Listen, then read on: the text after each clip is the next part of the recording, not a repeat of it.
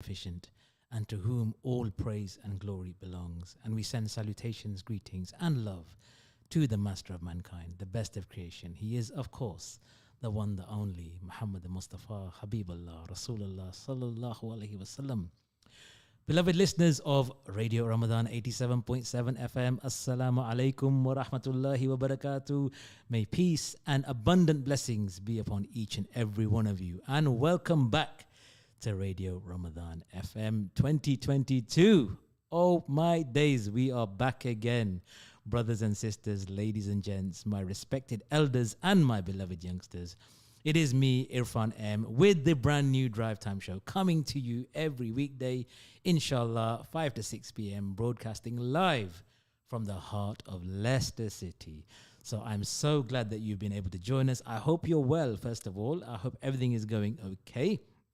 It is the 3rd of Ramadan or the 2nd of Ramadan, depending on when you started. And I hope you're beginning to adjust into the routine that Ramadan brings, inshallah. So, like I said, this is a brand new Drive Time show. And on the show, we're going to be having guests from all walks of life here to educate, entertain, uplift, and inform you. So, the numbers that you need to know for this show are: the text WhatsApp line is 077 488 55055.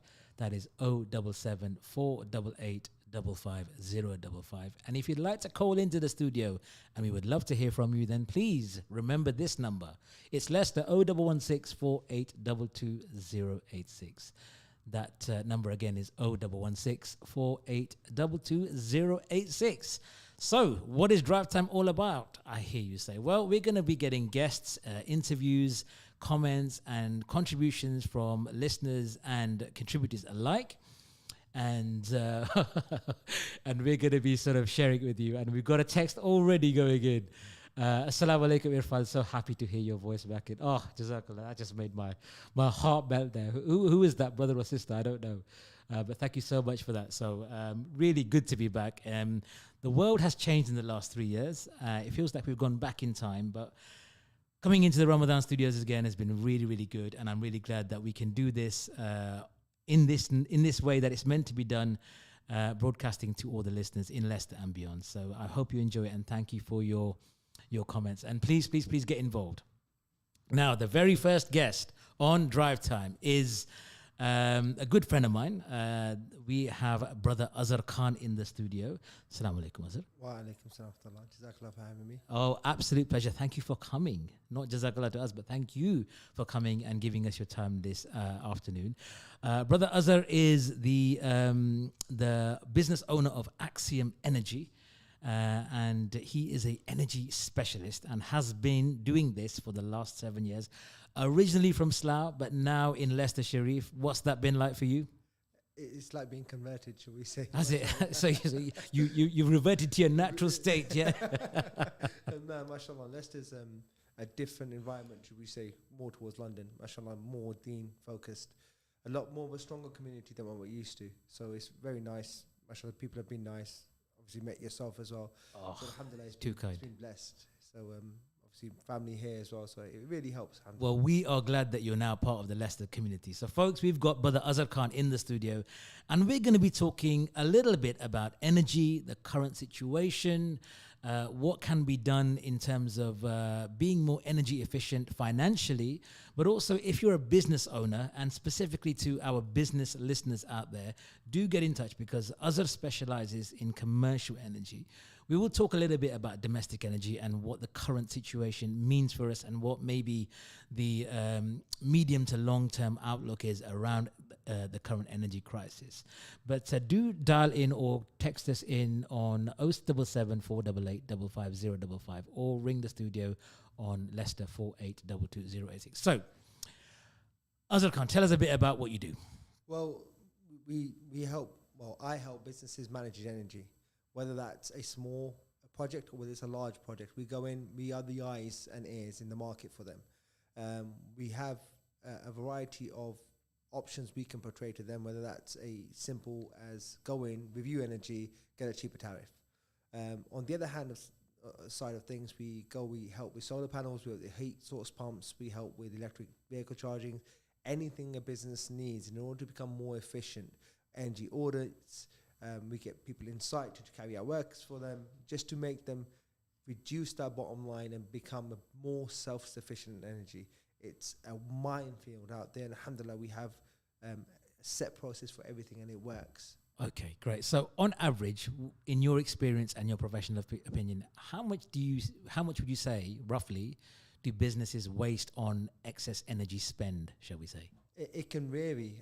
A normal, shall we say, takeaway restaurant is probably spending an extra £500 to £1,000 a year on just commission fees themselves. Okay. In terms of processes, you're talking 3 times about at that.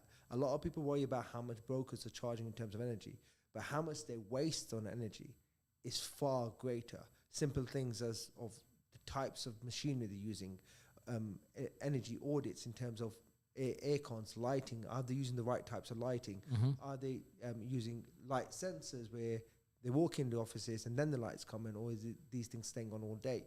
So you can quite easily save £1,500 to £2,000 a year on managing energy properly. Okay, wow. That that's not small change, as they say. That's not small chips. Okay, so now 1st of April saw the introduction of the biggest energy price rises, probably unprecedented as far as the current energy climate is concerned for domestic users. Now, I know the commercial arena is your area of expertise, but in what you see and the people you talk to, this rise is massive, isn't it? Without a doubt, it's doubled prices at least. It's for if we talk about what our household is used to seeing, £300 to £400 on a large user, we're talking £1,000 quite easily. Yeah. So I mean, I know. So my energy supplier, emailed me and asked for my meter readings, and I just think, wow, alhamdulillah, there are some of us who are in a fortunate situation where, although expensive increases, we are able to. But I suppose there is a significant portion of the community, not just here in Leicester, but throughout the country, who are really struggling now. Just if you can, Azar, give us a bit of context as to how we got here and what were the catalyst points in us arriving in this situation. Well, how we got here was a number of things. We saw the amount of suppliers go bust. That was a big call for action. Suppliers were set up quite easily. But what caused the suppliers to go bust? Was that the rise? They could no longer afford to be that middleman. It was bad management on energy. See, when we have a supply requirement in a certain area, they pre-purchased that amount of energy. If that's not done well in advance, to secure a on-the-market price, when it comes to that supply being taken over, they don't have that energy available to supply at the price that was agreed. So imagine if I say to you today, I'm going to buy you a pen from you for 5p.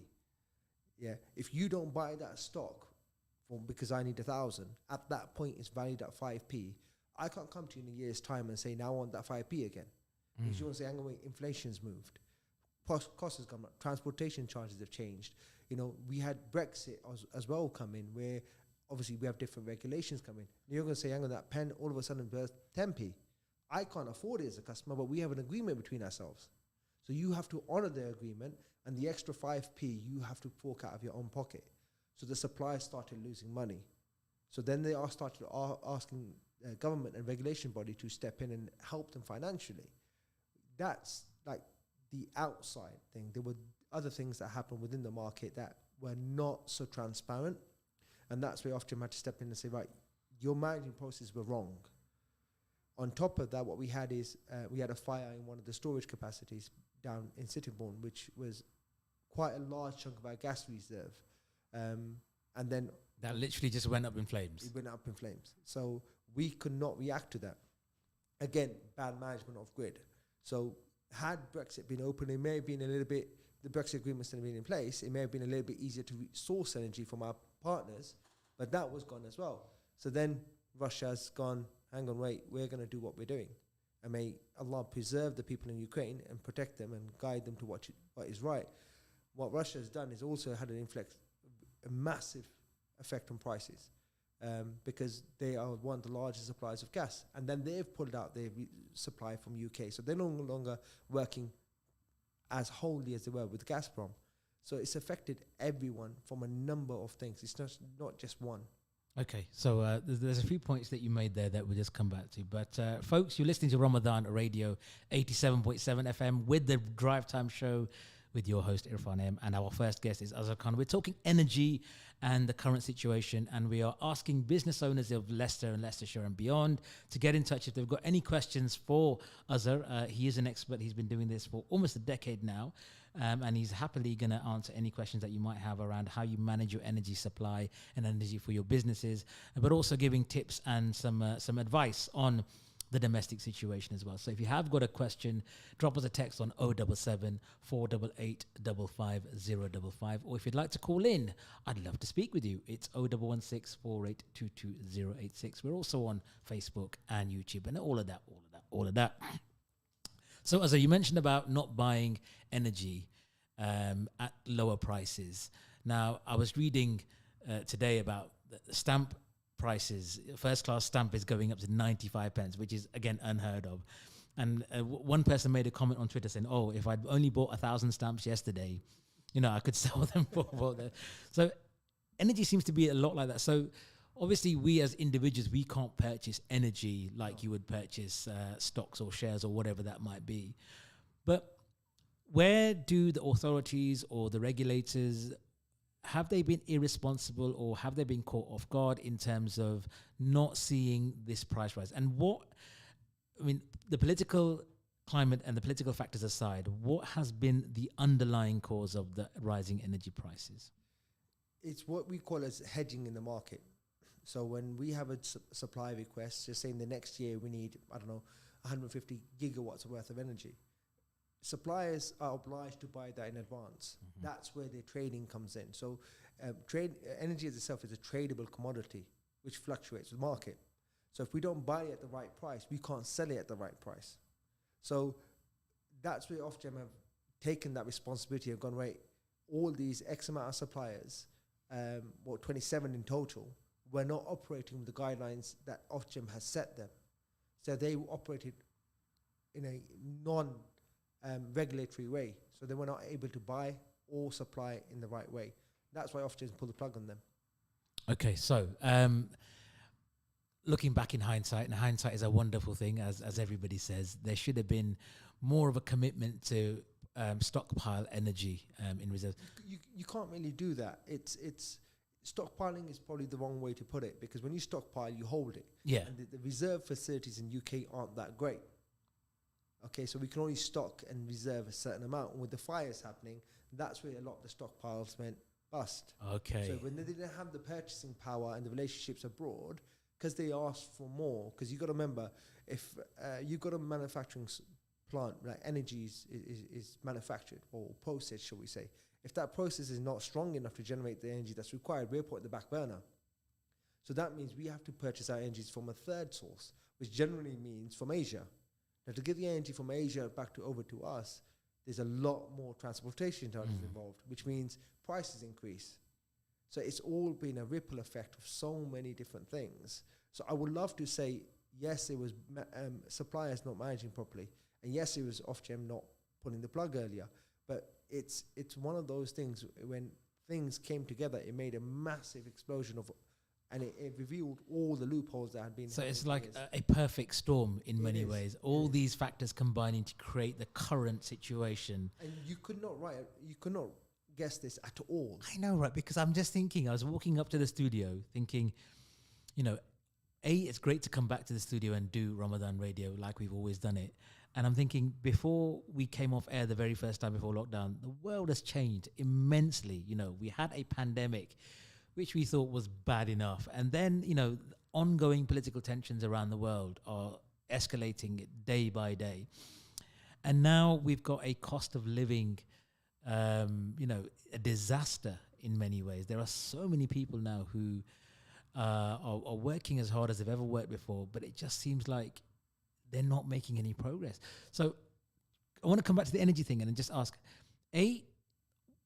can more be done by the regulators, the government, the energy suppliers? Because I'm reading again in the news that a lot of these big energy companies are making, record profits. And should they be a responsibility for them to pass on their profits or pass on the savings back to the consumer? Well, if you're asking from a consumer's perspective, we would always say yes. Absolutely. That's what we want to see. That's what we want to hear. Now, you have to bear in mind that a lot of the suppliers have multiple interests. So it's not all energy. There is some good news on the horizon, however.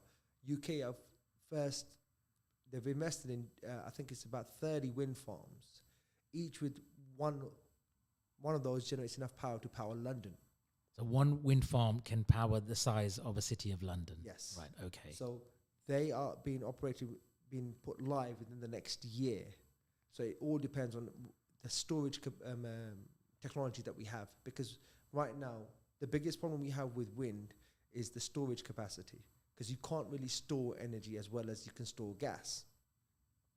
Because that's why they use gas in such high volumes, because it can be brought in, it can be stored, and it can be burned to make electricity. Whereas wind-powered electricity, you can't really store it. So that's the challenge that they're having. So wind, as it generates, you have to use it. You have to use it. Okay. That's it. So I think so back to your point, is what can suppliers do?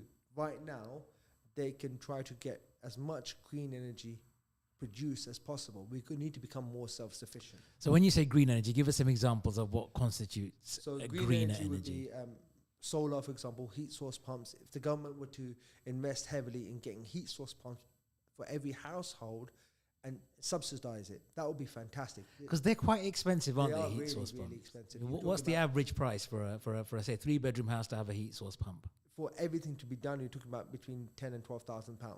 And that was obviously come out the pocket of the individual, the householder. I mean, you can lease this, so you can get a subsidized cost, and the government were doing schemes where you do get it a little bit cheaper, but again, still £10,000 to £12,000 on a leasing thing is still very, very high. It just feels like we've sort of, as a country, we've missed a trick when it comes to exploring all of these alternative energy options, which seem very viable. You've talked about wind power.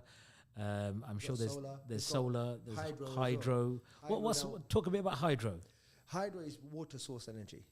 It's what traditionally we would use in your log pile homes or your traditional iron kiln burners. They would use the power of water to generate turbines, and that was where they got energy from. Okay.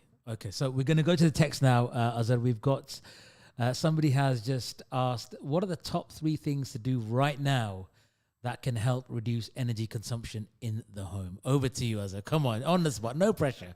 No pressure. First and foremost, follow your kids around. Make sure they turn the lights off. Oh, let's not go there. Actually, forget the kids. My dad's the worst. He's always leaving lights on all over the place. So, Dad, if you're listening, switch off your lights.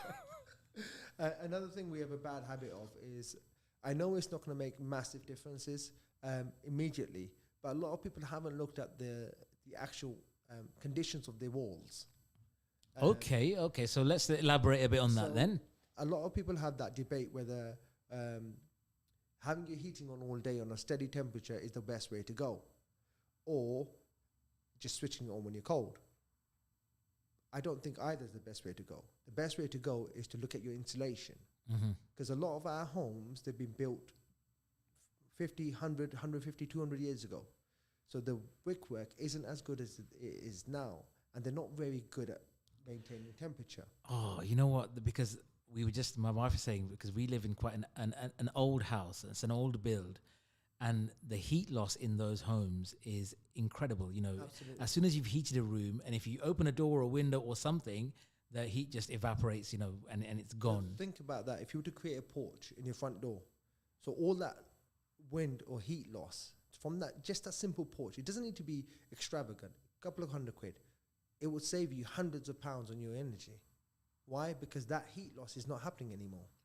So when we talk about walls, we're talking about ceilings. Okay. A lot of our people in Leicester live in terraced houses. So we should actually be warming one another. Why are all our terrace houses losing so much heat? Because there's such poor conditions of walls. So is there any support or grants or funding available for homeowners to improve their walls? Yes, they are. That's the good thing. That's what the listeners want to know, bro. Come on. So tell us. You need to contact your local authority to find out what's available in your area. and they will do an inspection on your home to find out whether they meet certain requirements. Anything in the last 50 years won't count.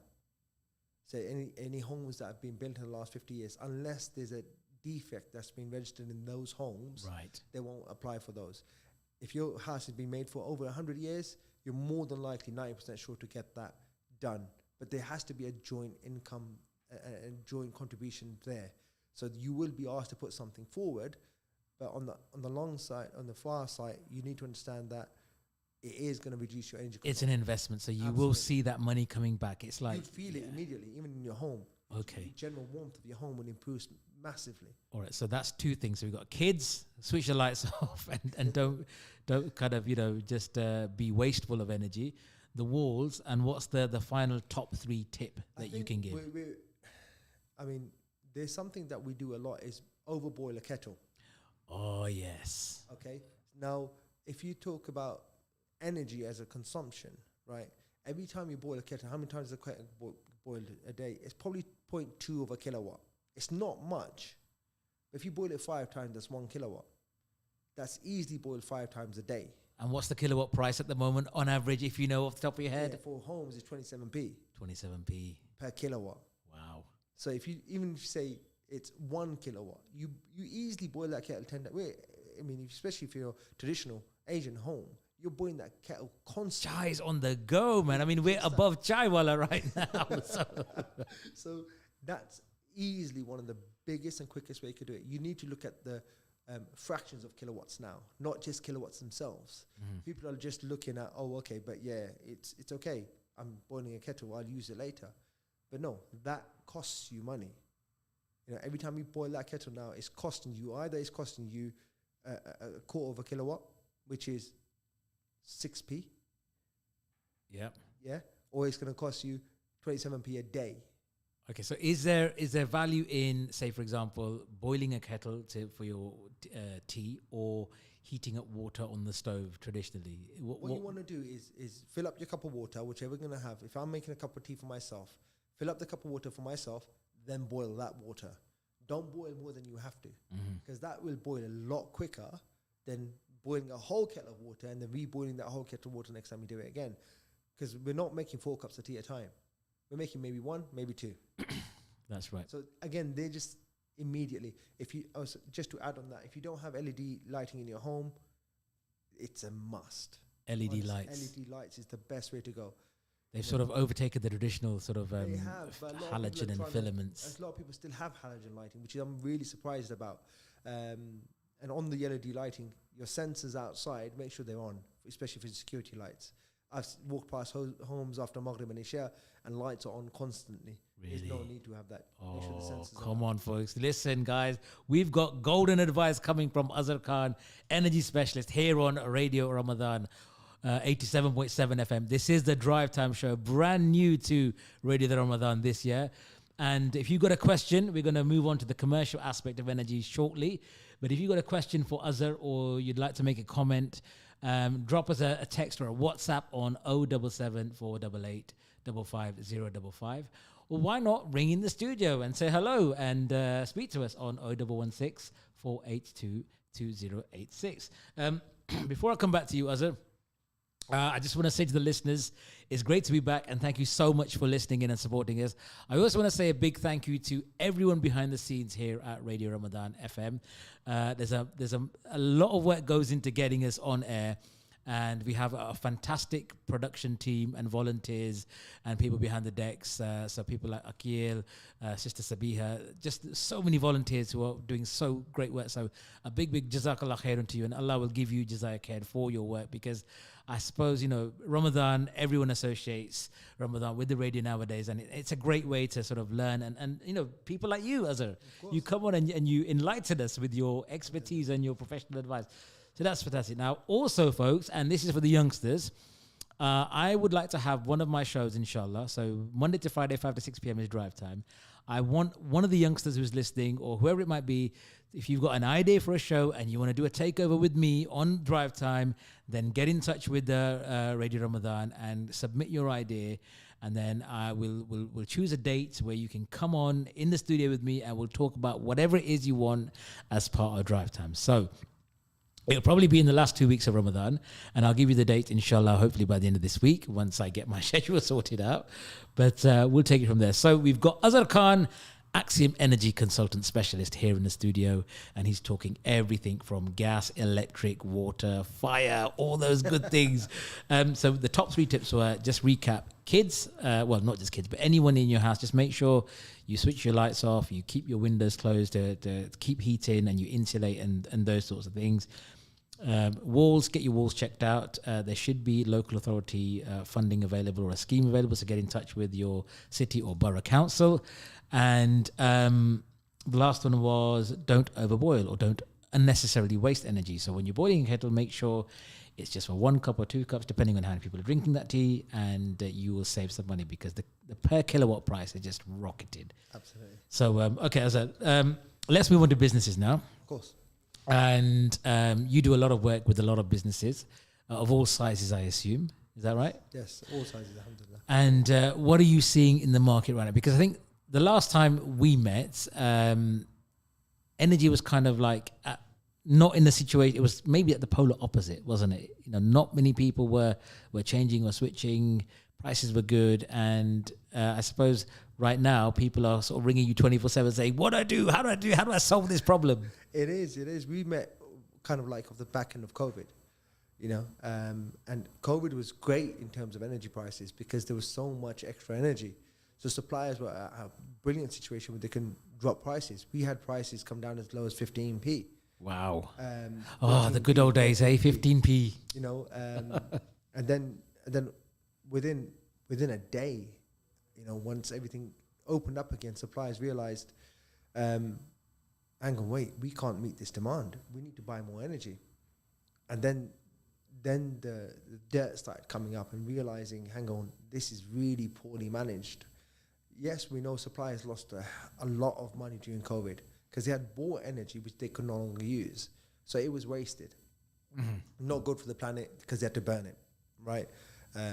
Whereas all the green energy, alhamdulillah, was where whenever they burn it, it's not so harmful on the planet. But it just went round in circles. And the moment COVID finished, everyone opened up for business. Our power plant burnt down. So it's been an absolute roller coaster in terms of the market. It's like it goes from bad to worse, doesn't it? It did go from bad to worse. When we were in COVID, alhamdulillah, you know, businesses were not looking for pricing because they were not on site. You know, energy wasn't the main cost. The main cost was just let's make sure we operating. We survive. You know, the mindset was just survive. Whilst the mindset is still survive, it's not survive in terms of making money. It's survive in terms of reducing costs. So now everyone's like, whoa, hang on, wait. I've finally realized that my energy agreement is ending in the next 4 months. What on earth should I do? Mm-hmm. You know, I'm stuck. Help me. And when you submit prices and prices are 10, 15,000 pounds a year more, you can't do anything. Okay, so we had the top 3 tips for consumers. Are there any similar tips that you can give to businesses right now? Businesses need to manage energy a little bit differently because there are certain processes they can't change. They need to, first and foremost, understand those processes and see what makes their business tick. In terms of energy, what's the best return I can get on it? If it means contacting your landlord and saying, right, we're in an ideal position for solar, let's take ourselves off grid. What that means is if you can get enough solar panels to generate enough energy to run your restaurant, run your factory, run your warehouse, whatever it may be, that is the best thing you can do right now.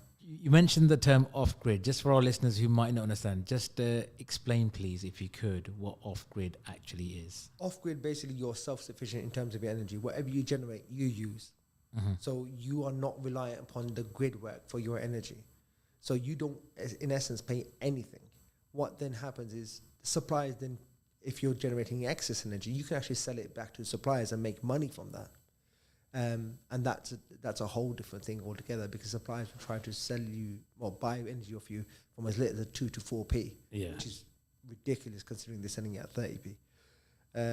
So again, that's another thing that you need to be very, very careful of. And if you own farms, and I know some of our listeners will own these large premises, why not get solar panels there? Why not get wind farms, farms? the government is looking for places to have these things placed. So you could lease your land You can or lease your land. out to the government, and they will install a wind turbine farm. Wow, and that's going to be a good That's a money good return. maker. Absolutely. And farms are very heavy energy users. We don't think they are. There's a lot of energy that goes into farms and general processes in terms of your cattle, your milk, and all these processes. They take a lot of energy. So if a farm can have that, their energy will be free, and they're getting money from the government in terms of leasing. Okay. So that's really interesting. So, I just want to come back to the current situation that we're in right now, and I don't know if you're able to predict how long we're going to be in this situation for, or will we ever get back to a relatively stable market as far as prices are concerned for the average consumer? We won't see our 15, 16p's anymore. That's it. That's gone. That's gone. That's gone. I think 23, 24, 25p will probably be where the market's going to stabilize, simply because the suppliers can. I think in terms of buying and selling, you should be able to go back to 15, 16p, but I don't think you will see suppliers make that sacrifice, because there's a lot of risk in terms of energy purchasing. Mm-hmm. We've had a lot of businesses come in and go out. So when suppliers have bought that energy, they have lost out a whole amount of energy that's not been used. If they've got a good planning structure in place, they've been able to source it elsewhere. But if they don't, they've had to lose their money out of pocket. So suppliers are not willing to do that anymore. So they will try to capitalize on that. And with the price cap now, the commercial market's due for a big shock in October. So what do you mean by a big shock in October? There's a review happening right now as we speak in terms of energy. Who's leading that review? Is that government? Suppliers. With Ofgem and the government. Labour are fighting against that in terms of trying to reduce taxes to compensate for any price rises. But Ofgem are saying, look, that's out of our control. That's to do with government. We are energy pricing. We're not government. So it more than likely, because of everything that's going on, we're going to see another price rise in October. Okay, you heard it here first, folks. So, okay, now, being serious, obviously it's the capitalist nature of the environment and the economy that we live in that's going to always, market forces dictate how much we pay, what we pay, and if we choose to pay. Everyone has a choice. Well, I don't suppose with energy you have a choice. Burner if you want. I suppose, you could start chopping down trees and spinning in the park and start putting them on your fire, but I don't think, I would recommend going that far. So you think that these high prices are here to stay? I mean, obviously, then the market will need to correct itself, because high prices means you need to have higher incomes, and higher incomes will then generally push everything else up. We're seeing staple food items just going through the roof right now. Things like bread, milk, all these sort of daily essential food items, and then people are being encouraged not to sort of spend unnecessarily on so-called luxury items and things like that. It just seems like it's going to get harder and harder for the average person. We saw this similar happen in the 70s with the initial credit crunch. And we had a big issue in terms of energy, in terms of value for money. And it goes in swings and roundabouts. I think for the next, especially with energy, we're not going to see a decrease in pricing for the next 2 years. Because that's when we're hoping all this offshore grid is going to be fully operational. But then that means how long will it take to correct itself? So now that's completely out of our control. Now, you say 23, 24, 25p is expensive. Well, if someone gives you 22, 23, 24, anything like that, I would advise you bite their hand off and take it. Because right now, commercial energy prices, as a minimum, you're getting is about between 30. Some people are even getting 45, 50p signed. So, if you have to be very conscious in terms of what you're doing with the market. If someone's offering you more than 35p per kilowatt on a 2-year deal, or even longer, we need to be able to say no. We need to stop and say no. Okay, so we get some comments coming in. We've got Sister Memuna Ghazi saying, who submitted the 3-tip question. So we like that. Thank you very much for that. And her brother, it's a bit of a family thing going on, saying great tips and insights from brother Azar as well. So Jazakallah to Nash for his comments. And we've got another question coming in saying, what about people who end up in fuel poverty? What help is out there for those families? Unfortunately, there hasn't been much stated. There was a big push to have this share of profits being sent out to try and get a government give like a fuel emergency, shall we say, which covered energy costs. There are a number of suppliers who are saying if you are struggling to pay your bills, get in touch with us. We can try and help delay payments or even extend your current contractual term so that you're paying less but over a longer period of time. But there isn't nothing to say, yes, here's £1,000 to help cover costs. Like a relief fund or something like that. There is no relief fund. But that doesn't mean to say that the government might not introduce it at some point. It's being pushed without a doubt. And that's where the reducing taxes come. Because with everything we pay tax, even on energy we pay tax. If they were to reduce tax on energy itself, that would be a considerable saving in what we have at the moment. Yeah, because, again, it's like fuel duty as well. When you go to the pumps to fill up, extortionate prices, the highest they've ever been. And again, there's a part of me, cynical part of me, saying that those prices won't come down and they're likely to stay. But when we first hit the pound, do you remember when we first hit oh my God, fuel, everyone was absolutely shocked. Minds were blown. We hit 150, there was a huge queues, a huge protests. Government didn't budge. Government didn't change any taxes. Well, no, of course not, because the more we spend on fuel, the more that goes in. And plus with COVID and everything. We're reliant on fuel as a nation, right? Think about the export, import, think about the traveling. There's cars on the road constantly. Nobody can turn around and go, hang on, wait, I'm not going to travel now. And that's a nation coming together and saying we're not going to travel. That's borderline impossible. But it goes back to that perfect storm scenario where, with Brexit and everything else, when we now find ourselves in this sort of situation where the thing that's going to be hit the most is the pocket. And it is. And the thing is, hindsight's an amazing thing, yeah. Oh gosh, there's so much I wish I could do if I had hindsight. That would be my superpower. That instead of people stocking toilet paper, we'd be stocking fuel barrels, right? Oh God. Oh, well, the good old days of just stocking toilet paper and rice bags. Yeah, okay.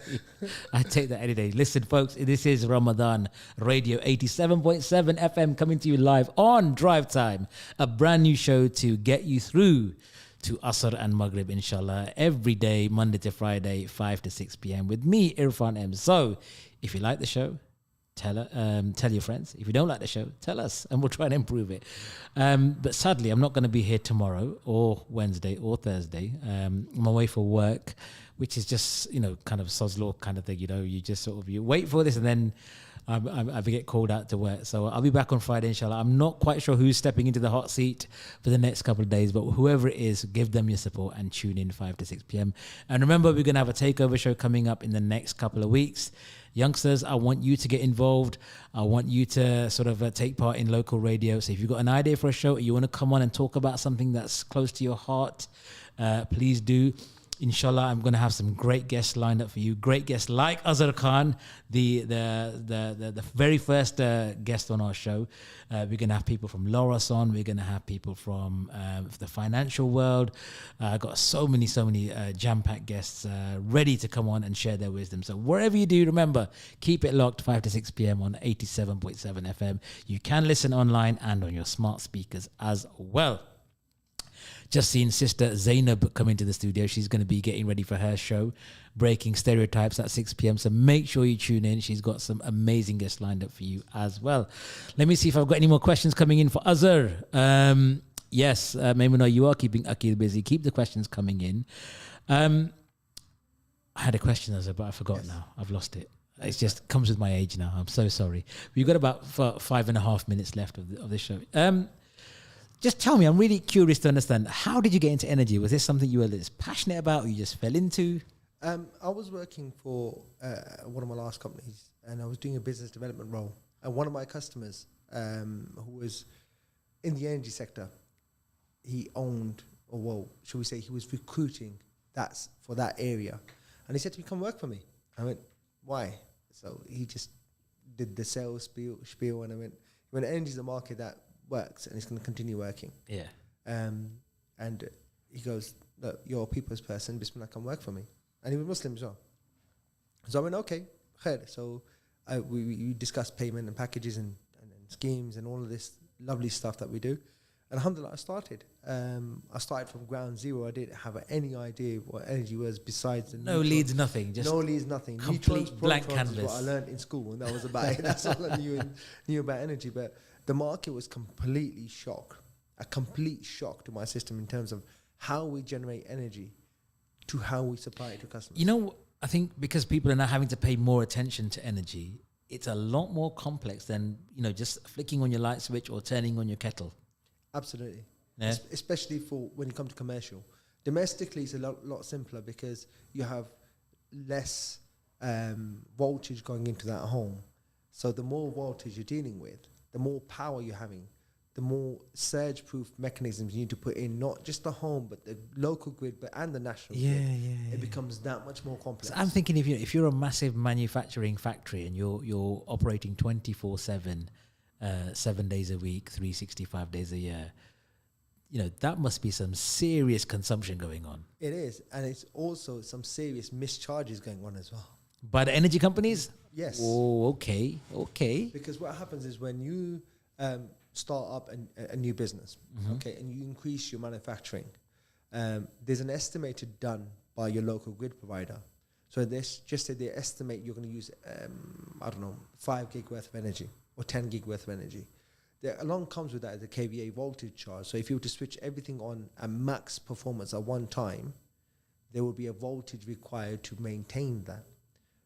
99% of the time, that's estimated. And should we say about 40% of businesses actually evaluate that. 60% of businesses don't. Which means if you go over, you're charged 2.5 times per kVA.